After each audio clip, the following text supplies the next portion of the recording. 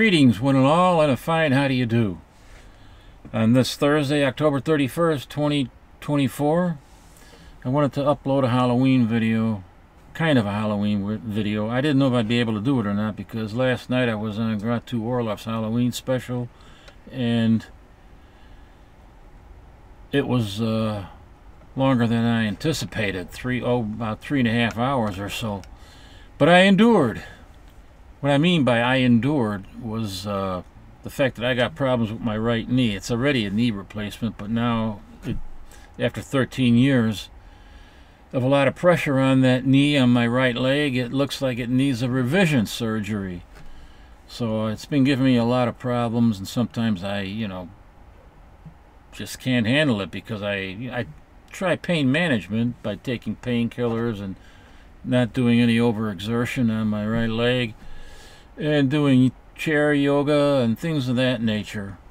Icing.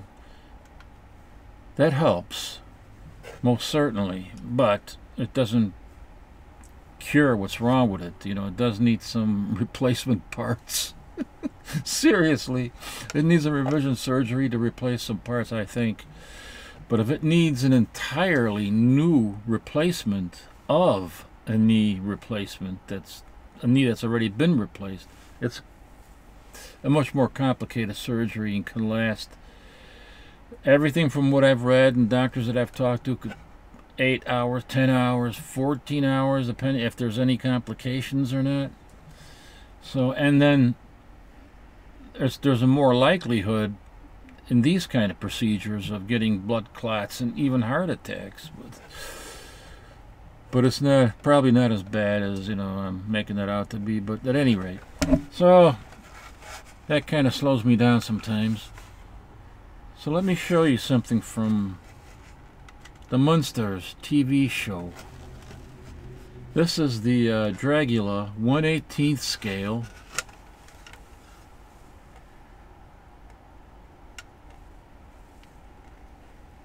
If I can get it to focus, it would be nice, wouldn't it?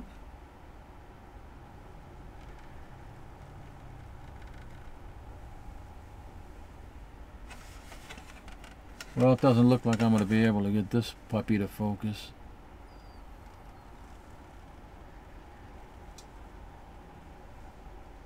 Which is just too damn bad. Come on.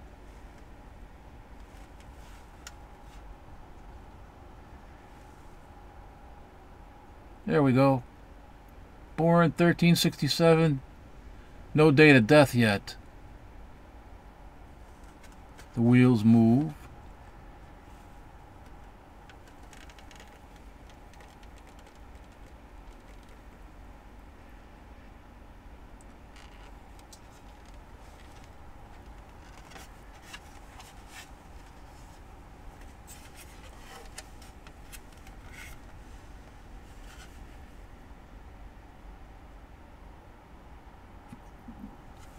Parachute.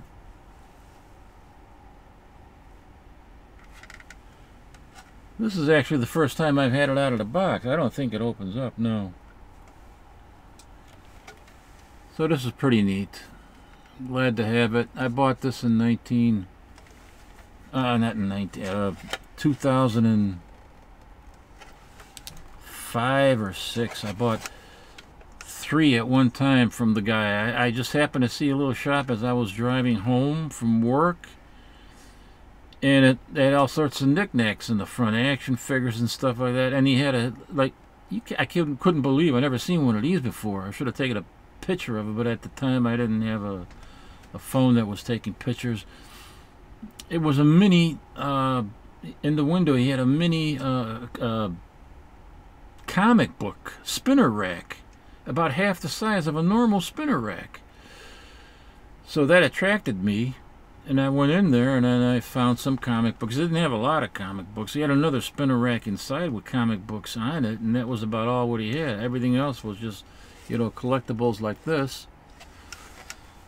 But so I was happy to be able to buy these 3. They cost me altogether $100. And I'll show you the other two right now. Let me put this back in the box. I already took them out of the box so I wouldn't have to waste time showing them to you. This is the box for that one.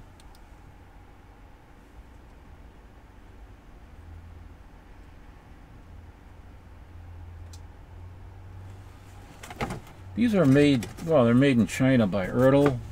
They took over the name. They're originally from Germany. It was originally a German company. And this is copyrighted 2004. That's not when I bought it, though. I bought it around 2006. And the company offices at that moment in time, I don't know where they are now, but they still might be in the same place, Dyersville, Iowa. That's where their headquarters were. But, you know,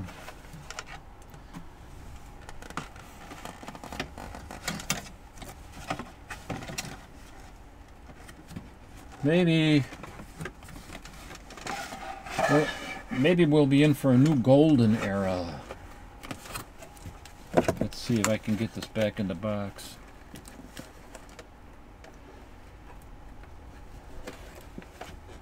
Or do I?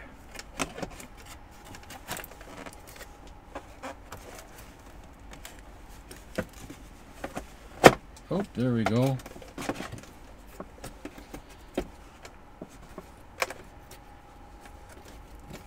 What the? Oh.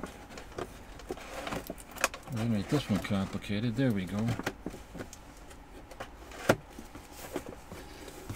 Okay, so that goes back.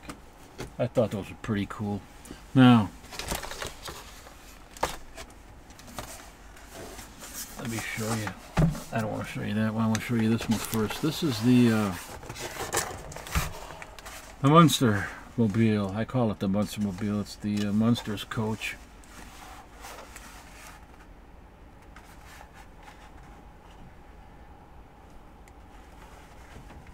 Oops, wait a minute. Here we go. See the interior's got that flocking to give it a velvety cushion kind of look. I thought these were pretty well done. And this one alone had a price tag of $40 on it. But I talked to him and they let me buy all three that he had for $100. I guess he needed the money because they were all at least $40, and I think this other one that I'm going to show you was $50.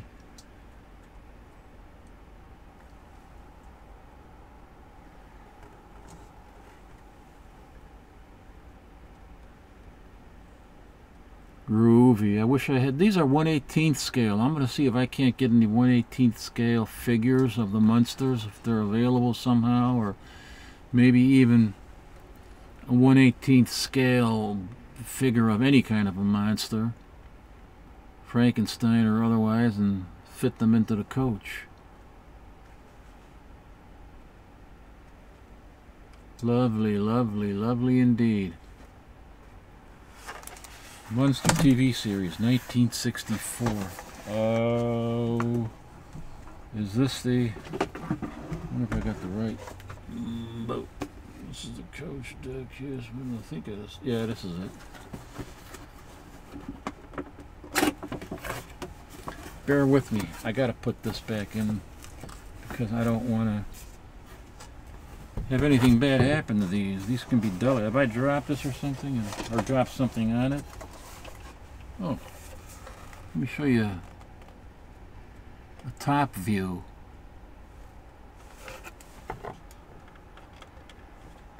It's got this plastic on it. I can't take that off right now. Beautiful car. Beautiful, beautiful, beautiful, beautiful.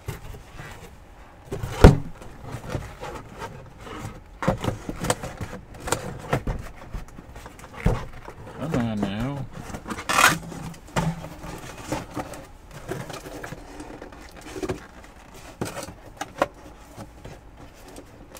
Wait a minute. Not fit. Oh, Stupid.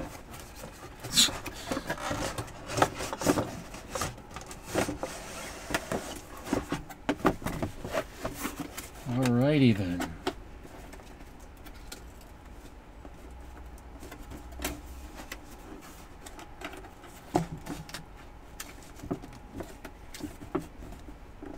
Uh-oh.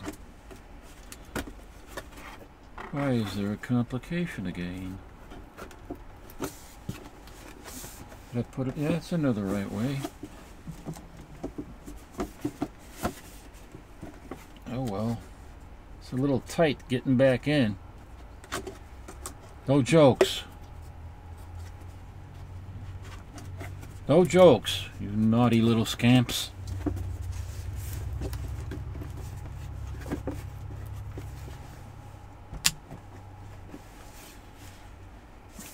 Well, I'll deal with it later. Now the next one I'm showing you is also the Munster coach, except this is a gold version. It's a variant version. This has a certificate of authenticity. These were done by George Barris, who did the Batmobile. He designed a Batmobile. He designed this here too. Oh, I didn't even notice this before.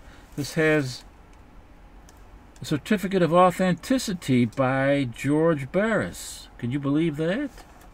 Look at that. I didn't... Oh, let me show you now. This is the gold chase variant.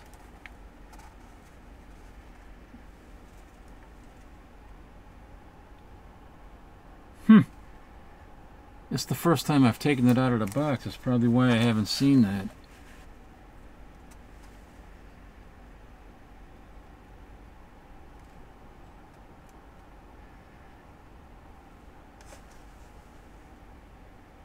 Basically the same as the other Munster coach, but it's just gold.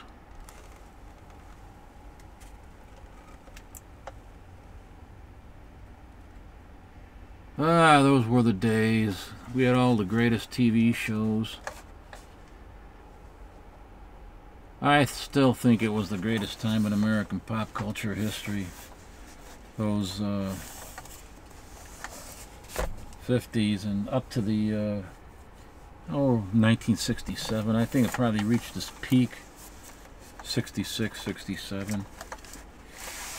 But even the commercials were great and memorable.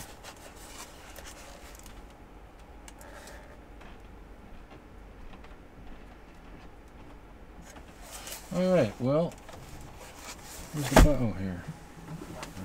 One of those. Let me put this one in here.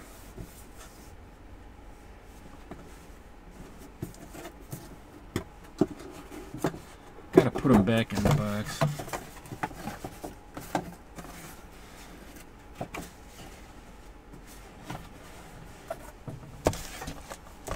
Maybe I won't have that hard of a time getting this one back in.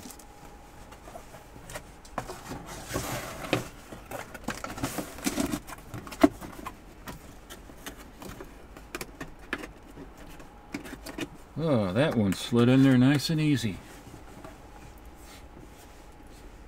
No jokes, you naughty little scamps.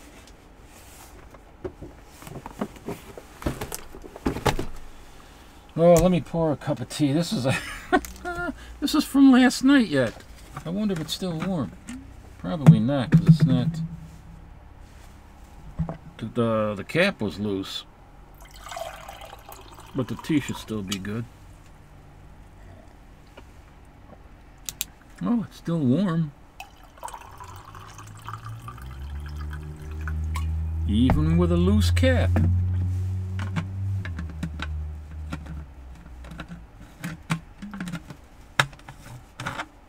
This belonged to me dear old marm. She had this back in the 1970s.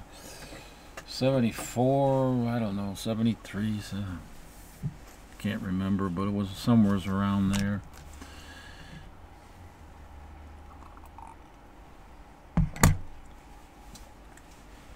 Well, let's see what else. Oh, let me show you the costumes. I showed these last night as well. On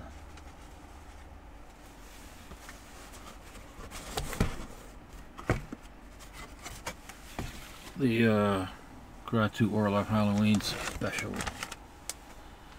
This is a Ben Cooper from 19... What did I say? I think it was 1969.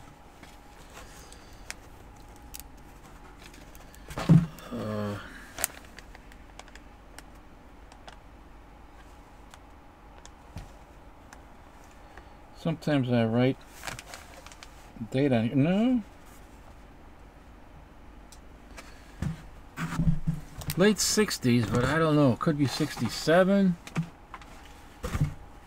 I'm not 100% sure. It could even be 1966, but it's the pirate, the Ben Cooper pirate.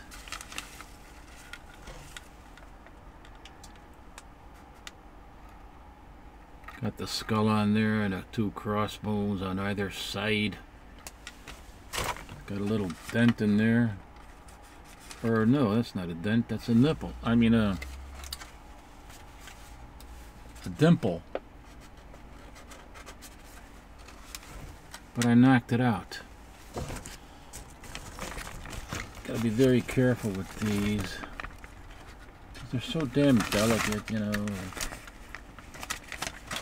They can tear, they can break, you know, the mask can crack and break, and I've already got some that are like that. So I have the costume itself. Let me show you this. Probably around 1966, 67. That's my best guess. I can do the research on it later, but I'm pretty sure it's from that era.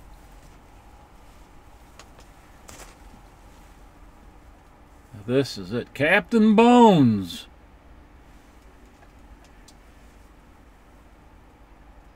Captain Bones. He's even got a pistol and a sword.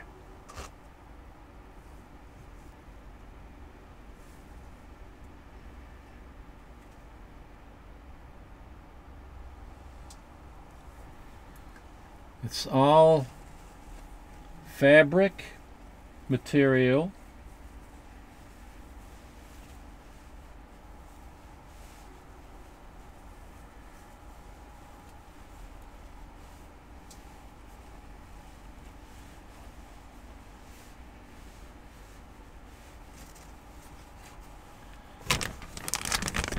Put it back in my plastic here.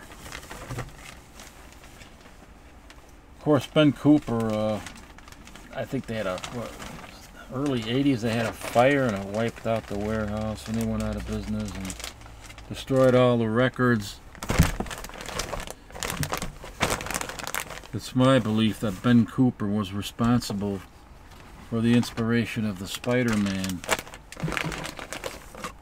character, because in 1955, indeed, Ben Cooper came out with a costume called Spider-Man, and it looks curiously a lot like the Steve Ditko created Spider-Man, except it was a yellow costume. You can do some research online and see for yourself. And even Joe Simon said that he had originally been inspired to create a character around that time by what they would often do. Creators, they go to the Halloween shops around Halloween time, go to the dime stores and other places, and just in department stores, and go down the Halloween aisle and get ideas for characters, and that's what he did. And I think Kirby also did that. You would do that.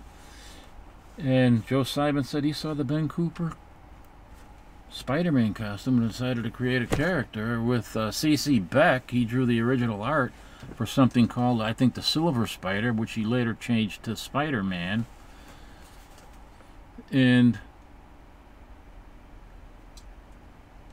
But Joe Simon didn't like the way C.C. Beck drew the character because it looked too much like the way he draws Captain Marvel and stuff like that. So it sat on the shelf for a long time. He gave it to Kirby later on, and then nothing became of it. He sent the original art to Kirby, and then Kirby just shelved it and never gave it back. Joe Simon still has some other pieces of the original art, but the original, most of the, I think 3 or 4 pages of the original art for that Spider-Man was sent to Kirby, and he shelved it, I guess. I don't know. And then later on, when Martin Goodman was pressuring Stan Lee, you know, you better get some new characters in here or you might not have a job. Something to that effect. So they came up with the idea of Spider-Man. Hey, you know, Kirby says, I got this that was on the shelf for long. Why don't we use something like this, you know? There's more to the story, but I'll let you do the research. I don't want to get into it right now. Now, what did I show you? That Ben Cooper? Oh. Here's another Ben Cooper costume from the 60s. I think this is from...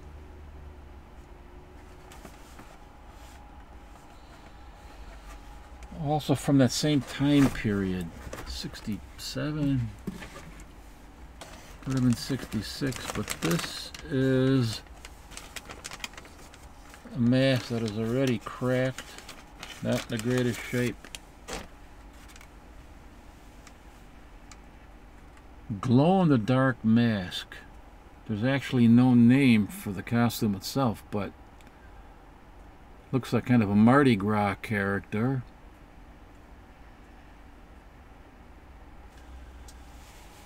There's no name on the box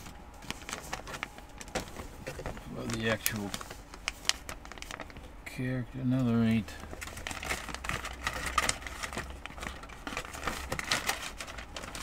Kind of a semi-transparent face mask.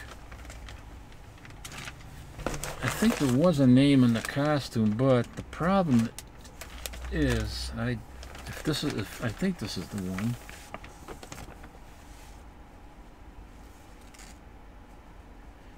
Problem is, this one is, yeah, this is the one that's very, very delicate. It's falling apart, and I had to use some blue tape in an attempt to keep it together until I can figure out a way to actually have this professionally restored, if that's even possible. I don't know. I'm going to try to open it. See the blue tape there? I put that together. Try to hold it together. Let's see if there's a name on here.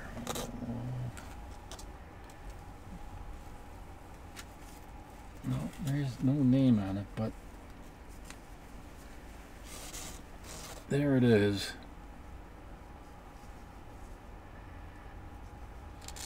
Now this has got long sleeves on it. This is for a larger boy.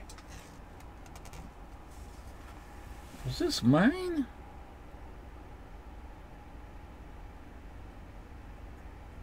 I don't think so.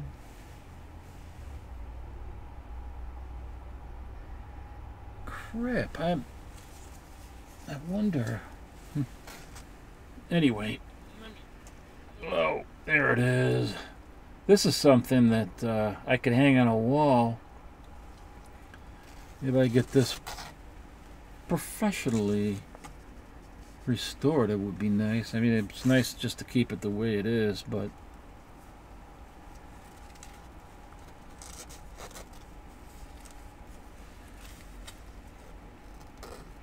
now I gotta figure out how to, oh yeah, fold it back together again the exact same way.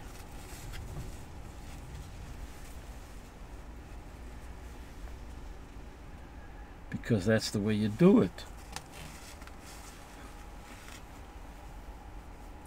Dire Straits. That's the way you do it.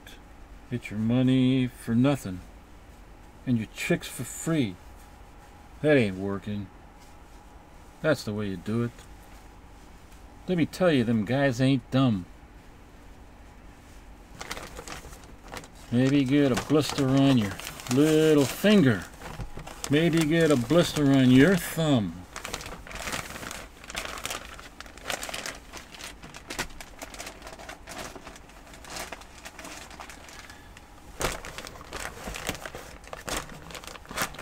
That song, by the way, the original song, when it was first released, had lyrics in there that they later took out. They censored it. It was lyrics in there.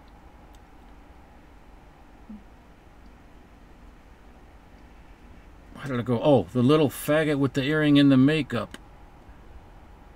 Look at that. Look at that. The little faggot with the earring and the makeup. Yeah, buddy. That's his own affair. That little faggot has his own jet airplane. The little faggot is a millionaire. And I guess that took offense to a lot of people in, I don't know who it was, the Dire Straits, you know, at the behest of the company, and everybody's complaining. You should take, you know, do a version where they take that out. They censored it out. So most of the time, that's the version that you won't hear those lyrics. You'll hear the version without, you know, what I just told you, man, which was kind of crazy. I don't know why. It wasn't meant to be derogatory in any way, as it was meant to show you, well, yeah, he's gay, all right, but he's also got his own jet airplane and he's a millionaire, so there. Kind of like that, you know. I don't think it was offensive at all, but of course I'm not gay, so it could have been offensive to gay people. Back then, anyway. I don't know if it would be today.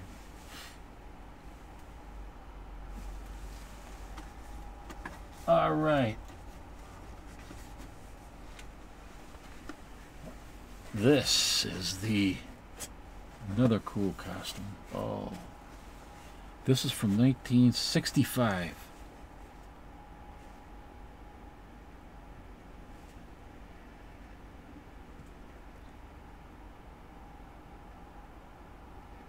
Animate!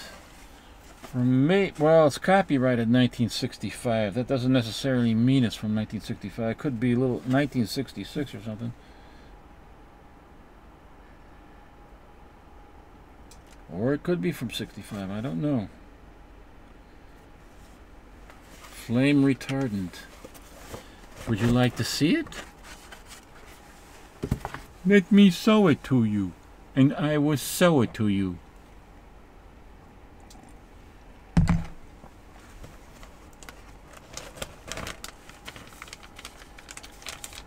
I don't think I need to take it out of the bag. You can see it pretty good, I think. Up and adamant!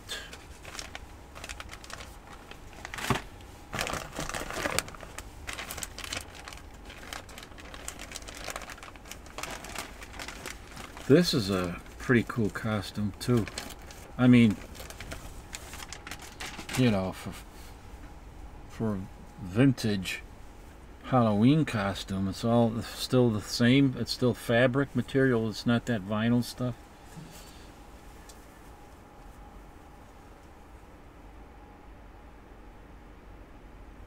Up and adamant!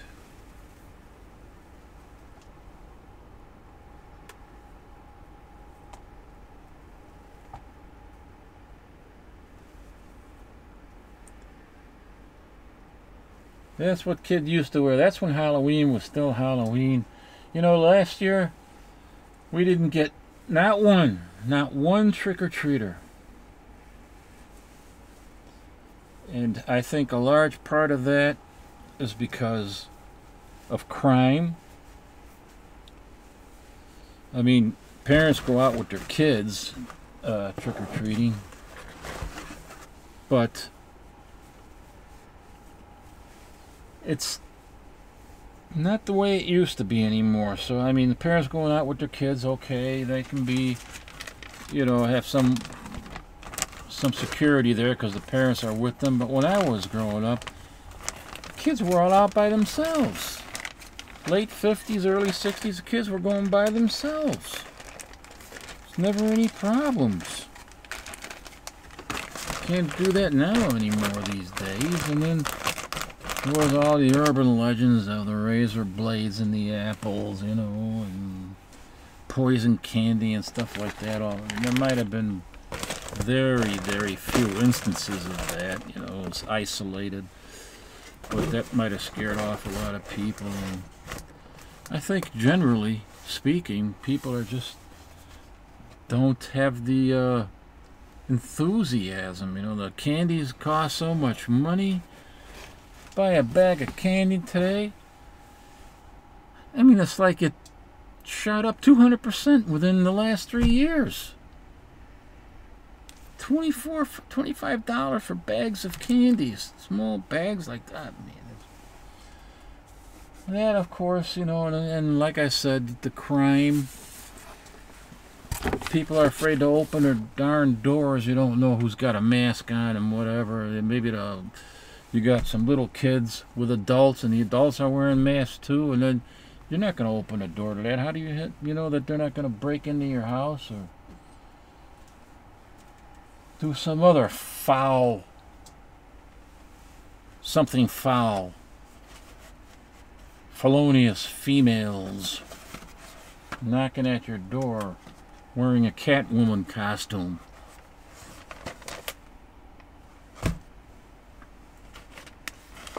Now this, what year is this from, I wonder? This is from Collegeville.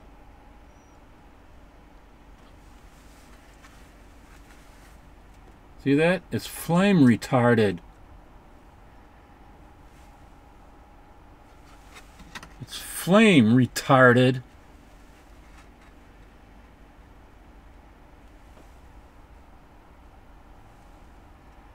Spooky Spooks from Collegeville. That was another Halloween costume company. That was pretty big too. So this, I think, has got to be 1966 or 67 because it is the Batman. The Bat. They don't call it Batman, but that inspired by the Batman popularity of the Batman TV series. That's the mask.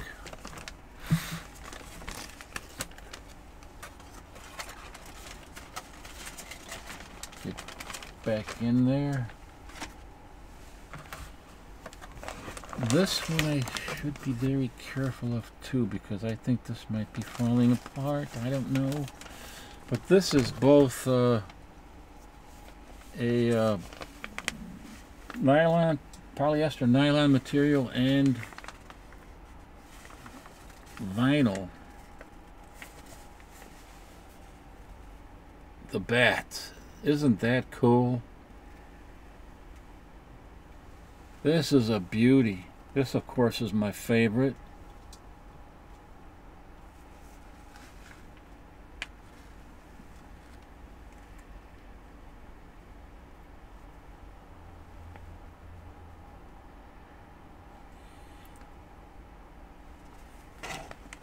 Kind of reminds me of the pulp hero that I talked about in a couple of videos ago, called the Bat. I showed you some of those pulps with the character on the cover, the Bat. They did have some skirmish with DC National Comics at the time, back in the 40s, concerning the use of the name Bat. Lawsuits were threatened, you know, because DC claimed to have that the right to the use of the name the Bat and Batman. But they eventually came to an agreement that the pulp magazines would stick to keeping the name the Bat and the Batman within their pulp magazines, while DC could use it everywhere else, you know, in the TVs, movie serials, the comic books, and so forth. So at least that worked out okay, I suppose.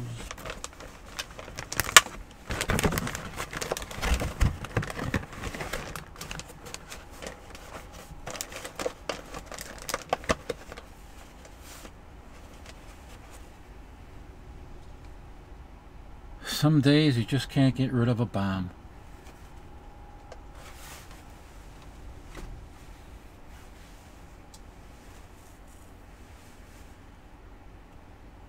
Well, have another sip of this.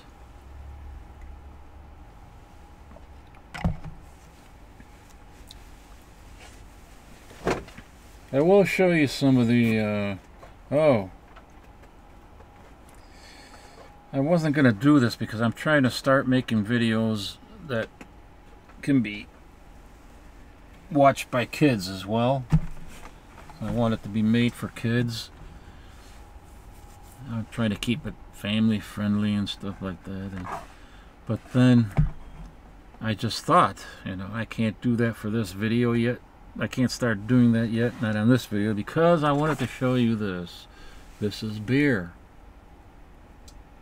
This is Southern Tier Brewing Company.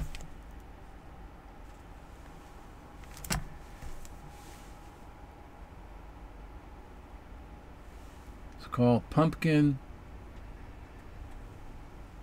Damn it. There.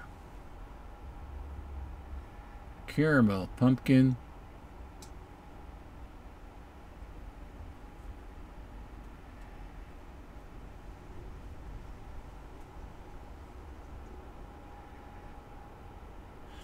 Ale. I love the label on this, so I bought a 4-pack. I originally saw this at Mariano's Groceries at a price on it of $15 for a 4-pack.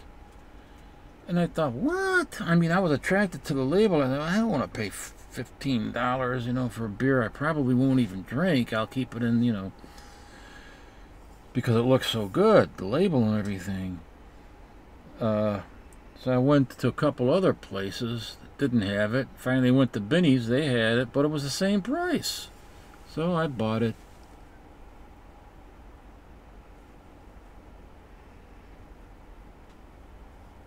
Southern Tier Brewing Company.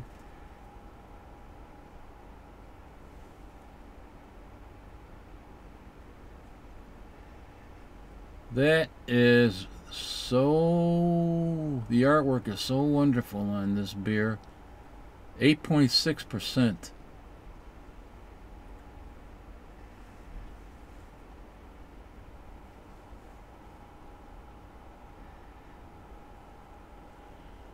Keeps going in and out of focus. I don't like that, damn it. Now let me show you the 4-pack. Yeah, look at that.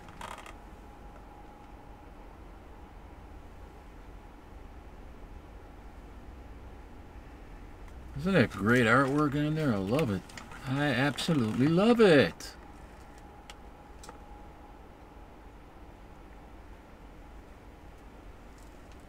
That's going to go with my 6-pack of Elvira beer and my 6-pack of Three Stooges beer.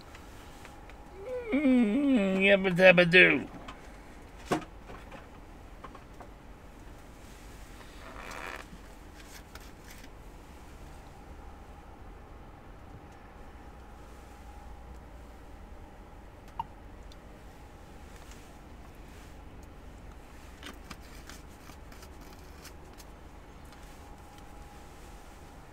Look at this.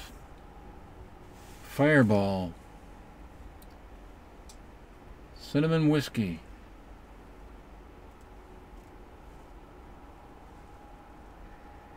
I seen this when I bought the pumpkin ale, and I decided this would be a nice thing to have for around Halloween time, but I really don't drink any hard stuff. I really don't, you know, but I have a little nip and tuck once in a while.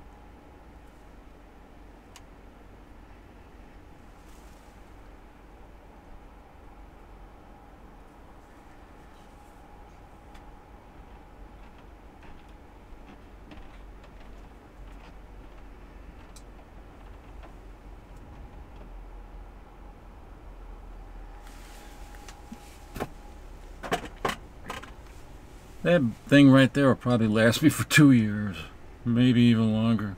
I got some stuff that we put away and we find it 5 years later.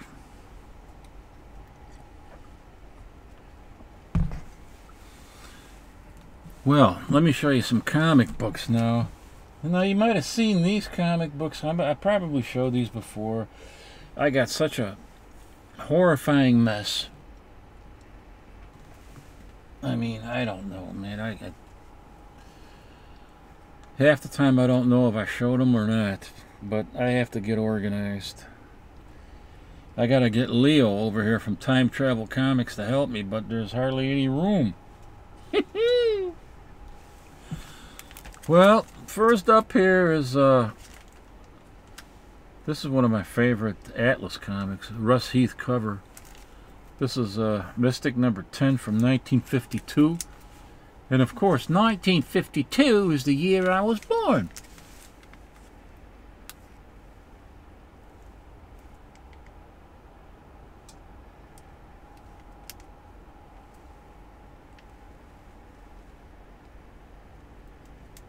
You have come to the wrong place, woman. There is nobody here except me. Look at the witch.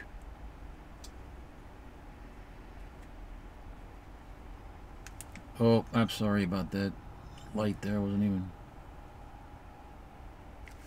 Hey, it's got the original first code from 1947 or 48.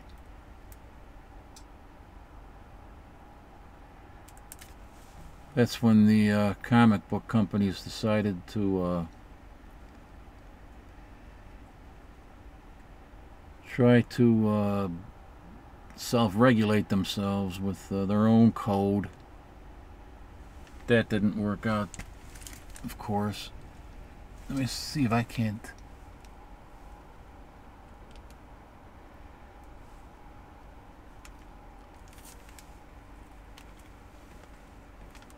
God damn it! Probably making you dizzy. See that? Conforms to the comics code. There, I just lost it.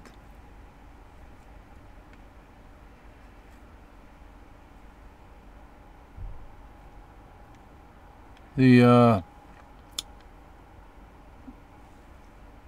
Association of Comic Magazine Publishers is what they call themselves.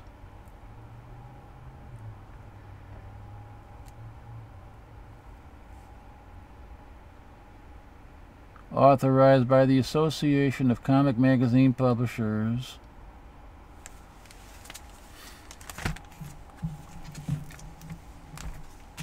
Russ Heath, as everyone knows, or most people know, did those the artwork for the famous ads in those comic books for the Revolutionary War soldiers and the Roman soldiers. Beautiful, colorful ads. That was Russ Heath. Here we have a Voodoo Annual,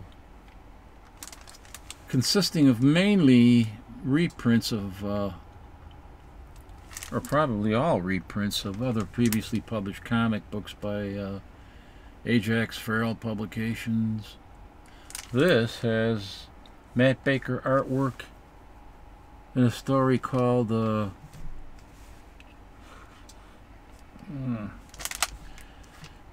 is from 19... Oh, this is number 1. Well, this is what... It was a one-shot from 1952, the year I was born. Matt Baker artwork called a Shelf of Skulls. Let me see if I can pull it out. I don't usually do this too often because they're old and I don't want to have anything ruined. Let's see if I can't find that Matt Baker. Oh, here's a Jack Webb story artwork. No, not Jack Webb. That was Jack Webb. That's Dragnet. What was his name again? Horror Mike. We talked about that. Bob Webb. Bob Webb.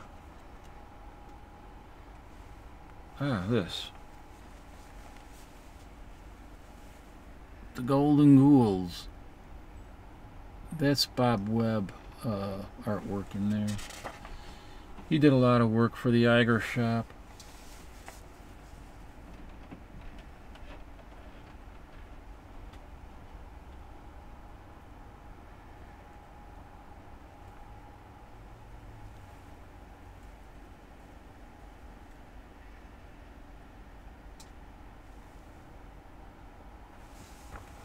Back in those days, you'd see a lot of that.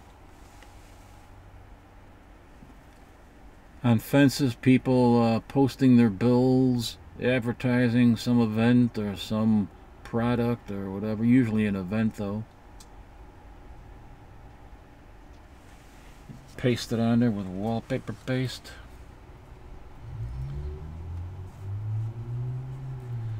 See if I can't... Is this? Oh, yes, this is it. There's no doubt. There's no mistaking his artwork. Usually. Sometimes I guess you could. Matt Baker, I'm talking about. He just knew how to draw beautiful women. His artwork was just beautiful to begin with. Oh, Matt Baker right there.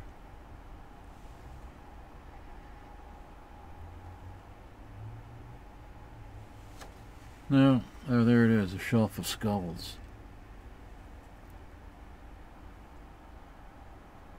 Some people might have negative comments, you know. They don't, so when Matt Baker, he was in that, you know, blah blah. Well, he was. It's great art. To me, I love his artwork.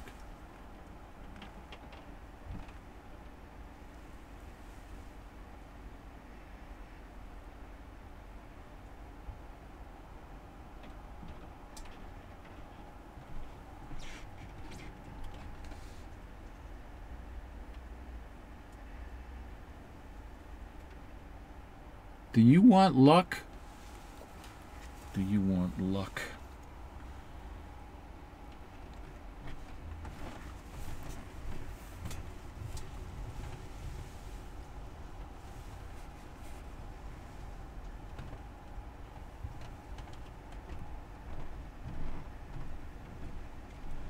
That was always something that kids wanted back then. When they picked up a comic book, they wanted a pocket lighter so they can have something to light their cigarettes with.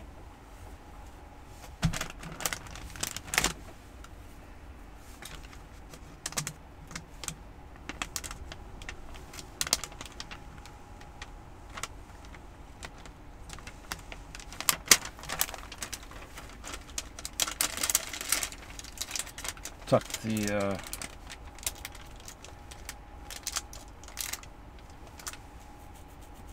flat back in there. This magazine is haunted. 1950. This is number 10, 1953. And it's got a cover on there by Sheldon Moldoff. I think Sheldon Moldoff might have designed and created the Dr. Death host for this series.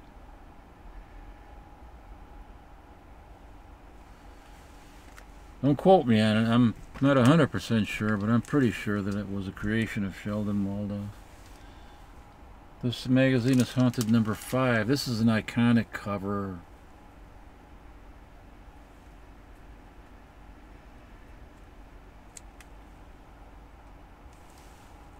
Sheldon Moldoff is he did a lot of work on Hawkman. And what did he do? He co-created Mr. Freeze and Poison Ivy.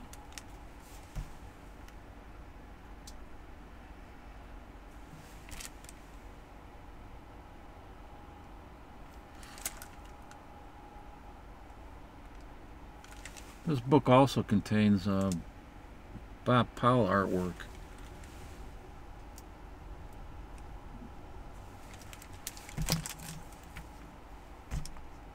Here's a Haunted Thrills. What is that number? Oh, this is number 1 from 1952. You know what that year is.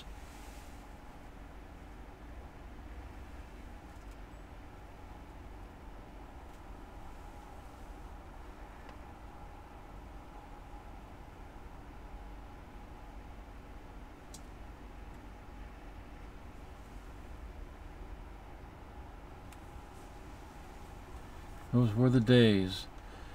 I got the original invoice in here too. What did I pay for that? 2010. Wow. That was quite a bit of money back then too for me. $222. 222. 1952 and 222. 222. Let's play some trains. 22.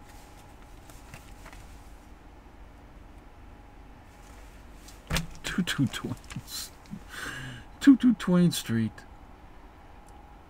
Here's number 2, also from 1952.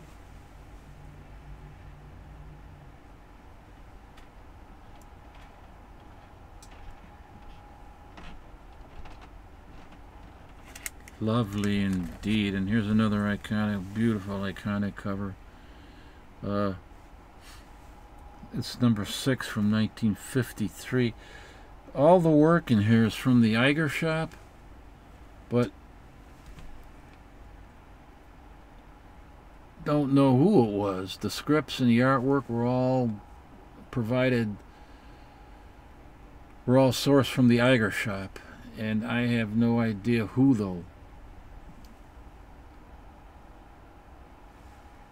I tried checking the Grand Comics database, but they don't have any information. They say this same thing was all Eiger shop sourced, but who? They don't know. Here, this is interesting. This is Mr. Mystery number 8, also from 1952. This is probably in a fine minus, I would say.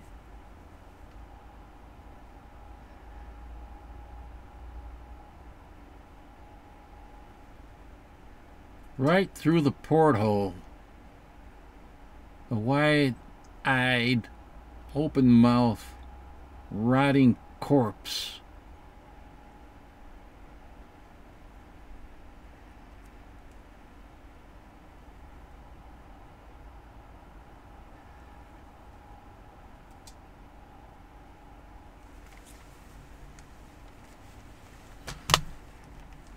Now I have, the next one is a The Unexpected, number 149, and it's a cover by Nick Carty, but I'm wondering if he might have been inspired by that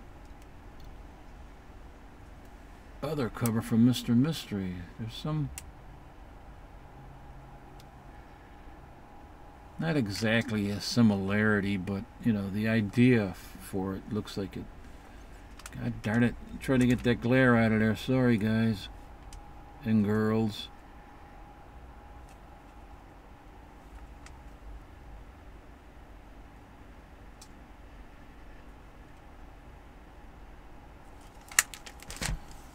This is a great cover, bursting right through the streets from the underground.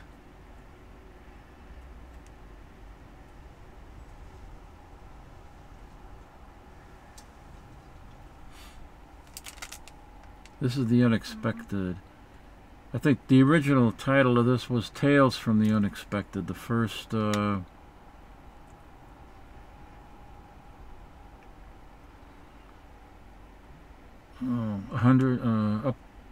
first 104 issues were Tales of the Unexpected, and then with 105 it changed to just The Unexpected.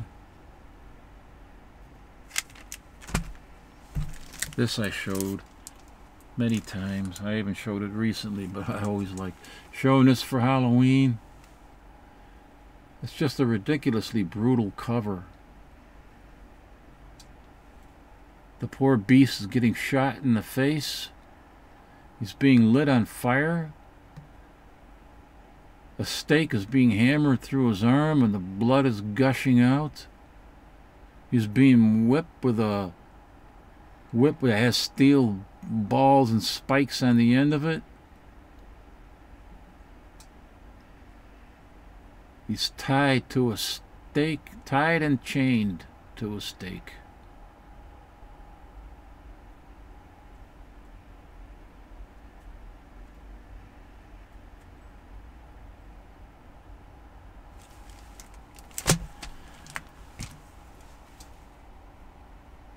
Oh, here we got some Atlas. I showed this before. I love this cover. It's not the greatest condition, but I don't, care about that too much. They're very expensive and high grade anyway, overpriced in my opinion and high grade. Number 13. It's a cover by Bill Everett, and it's also from 1952.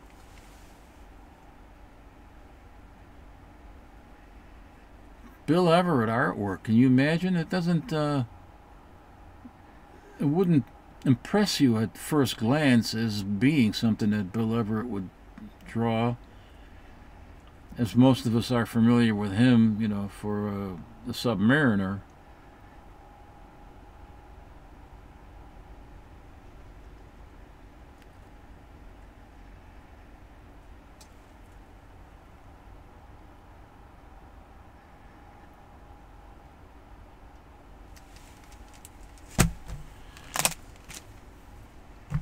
Next one is another Atlas comic, pre-Marvel Atlas, Astonishing.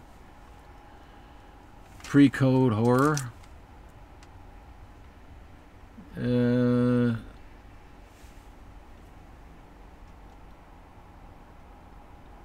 don't know what year this is from.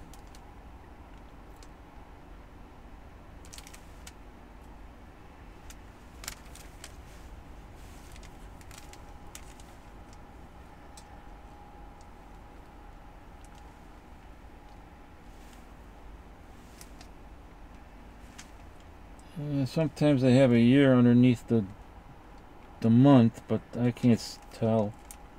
Doesn't seem like it. It's too dark anyway to tell. It's number 33. From maybe it's from 1953, 54.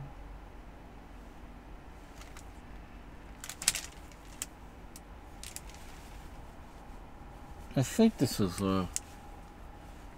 Carl Burgos cover. Carl Burgos, creator of the Human Torch.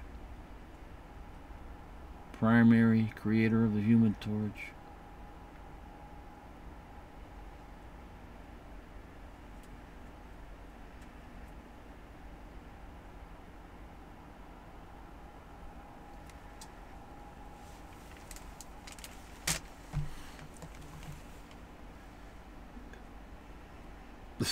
Another great Atlas comic here.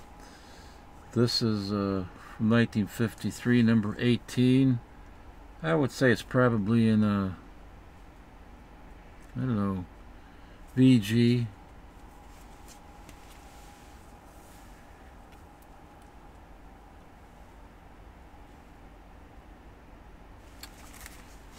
And sometimes that glare just bothers me so much.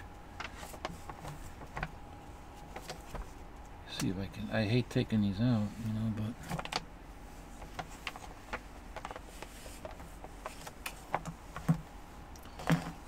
I got the original eBay receipt, so this must have been something I bought off of eBay. Yeah, sure did. Is that what it is? No, that's not it.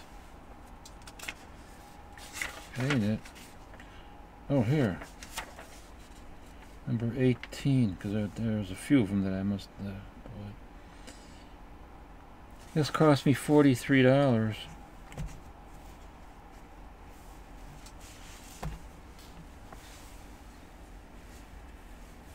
Whoops. Microchamber paper.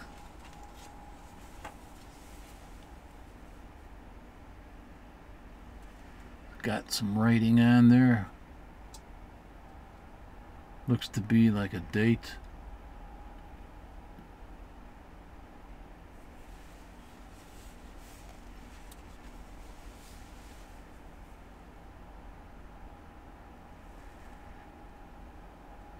The kind of things we had fun with way back then. Well, I didn't. I was only... What year is this from, man? Did I tell you the year?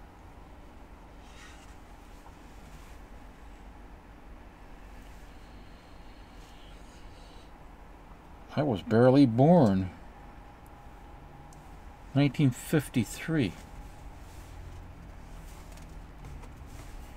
Oh, I did. There it is. 1953.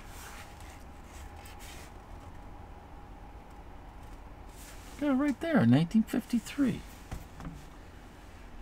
And I believe this is another Bill Everett cover.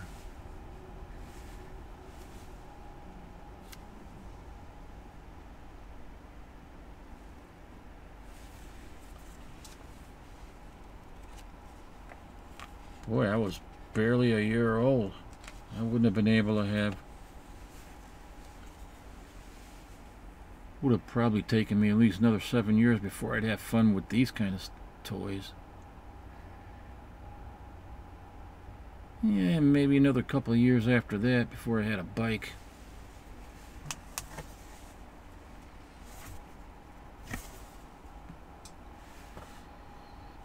I wonder if I don't think I need to replace the board. Not yet. Bear with me while I sneak it back in.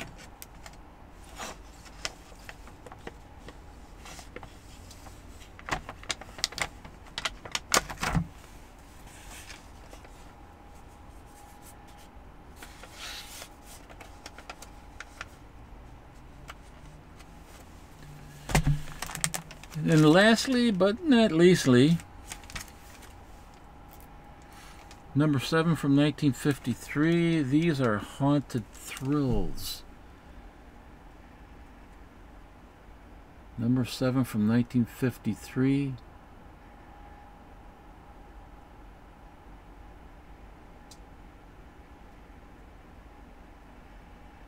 I think these are...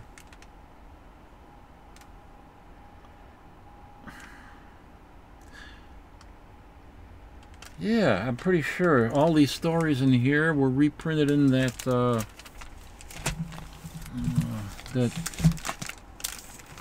Voodoo Annual.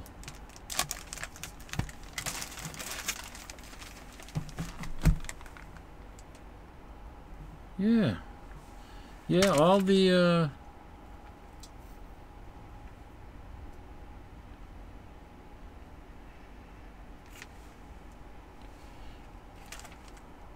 well, I know that they were Eiger sourced. This is Ajax. Is this the? No, I don't know.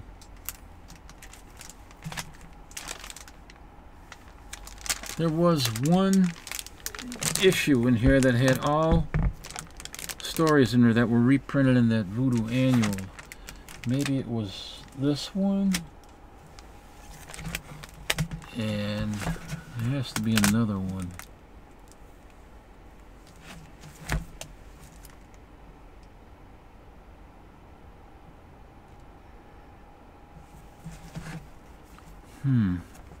Is it this one?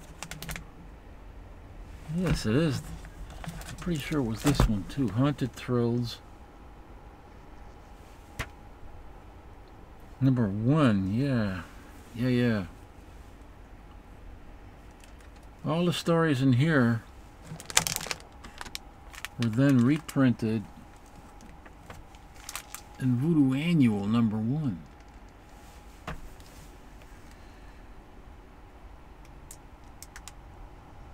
And I think some of the stories in this one as well.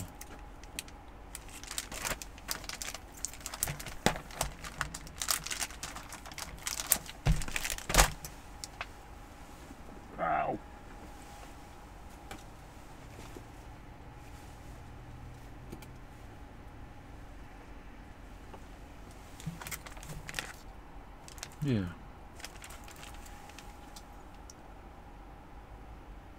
I mean, look at that cover.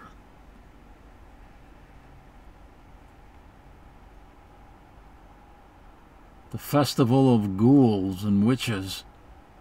The Sabbath.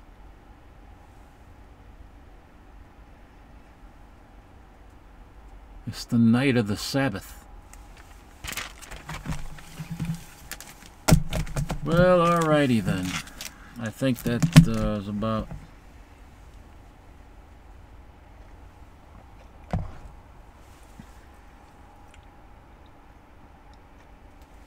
I think that's about all that I got to show you. And it's already been a little over an hour. I'm trying to keep it at around an hour. I don't want to go too long with the videos anymore. Got to get upstairs and ice my knee. So thanks everybody for joining me on this October 31st. And for all you people that are joining later in the next few days or the next couple of months, thanks for watching and subscribing. Do appreciate that. And don't forget, this video has been brought to you by Rattlesnake Rosie's Pumpkin Pie.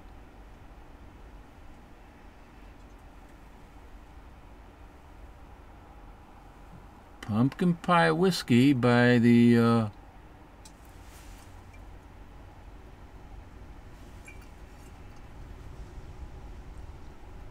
Iron Smoke. What the hell is it? I can't even... Iron Smoke Whiskey Company.